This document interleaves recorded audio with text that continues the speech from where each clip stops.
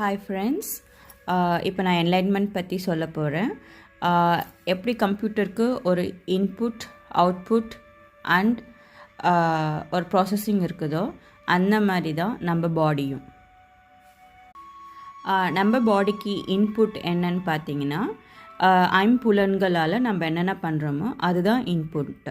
அதாவது சாப்பிட்றது, வாயால் சாப்பாடு, நம்ம என்ன உள்ள சாப்பாடு எடுத்துன்னு போகிறோமோ அது பிராணசக்தி சொல்லுவாங்க. அதுதான் நம்ம உடம்புக்குள்ளே போயிட்டு நம்மளை ஒரு சரியான பாதையில் கொண்டு போகிறது. ஓகேவா? அந்த பிராணசக்தி தான் உள்ளே போயிட்டு நம்மளுக்கு ஹீலிங் நடக்குது. அடுத்தது நம்ம என்ன பார்க்குறோம், கண்ணால் என்ன பார்க்குறோமோ அதுவும் அன்கான்ஷியஸாக நம்மளுக்குள்ளே போய் பதிவாகுது.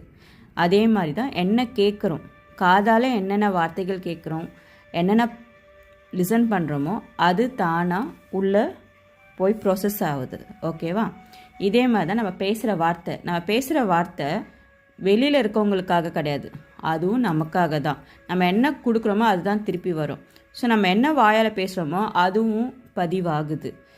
அது மட்டும் இல்லாமல் நம்ம மலம் கழிக்கிறோம், மலம் கழிக்கிறோம் இல்லையா, அது க்ளீனிங் நடக்குது.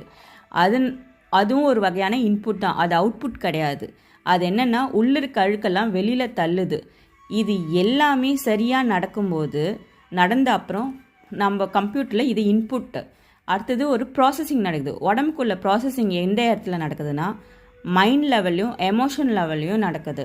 தாட்ஸ் அண்ட் மைண்டு ரொம்ப கண்ட்ரோலாக இருக்கணும்.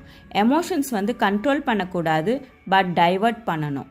ஸோ எமோஷன்ஸ் கண்ட்ரோல் பண்ணாலும் நம்மளுக்கு அது பின்னாடி ஃப்யூச்சரில் பாதிப்பு கொடுக்கும். மைண்டை கண்ட்ரோல் பண்ணலாம், தாட்ஸை அலைன் பண்ணணும். அலைன் எப்படி? இது மூணுமே பண்ணணும்னா நம்ம தியானம் பண்ணணும், இல்லைன்னா ஒரு விஷயத்தில் ஃபோக்கஸ் பண்ணணும். அது எது வேணாலும் இருக்கலாம், ஸ்போர்ட்ஸாக இருக்கலாம், இல்லை பூஜையாக இருக்கலாம், அது உங்கள் இஷ்டம். ஸோ இதுதான் ப்ராசஸிங் லெவல். இது நம்ம ப்ராசஸிங் லெவலில் இது மைண்ட், எமோஷன் அண்ட் தாட்ஸை கண்ட்ரோல்டாகவும் அலைன்டாகவும் ஸ்ட்ரெஸ் ஃப்ரீயாகவும் இருக்கும்போது தான் சோல் அவேக்கன் ஆகும். இன்னொரு ஈஸியான மெத்தட் சொல்லட்டுமா ப்ராசஸிங் லெவலுக்கு?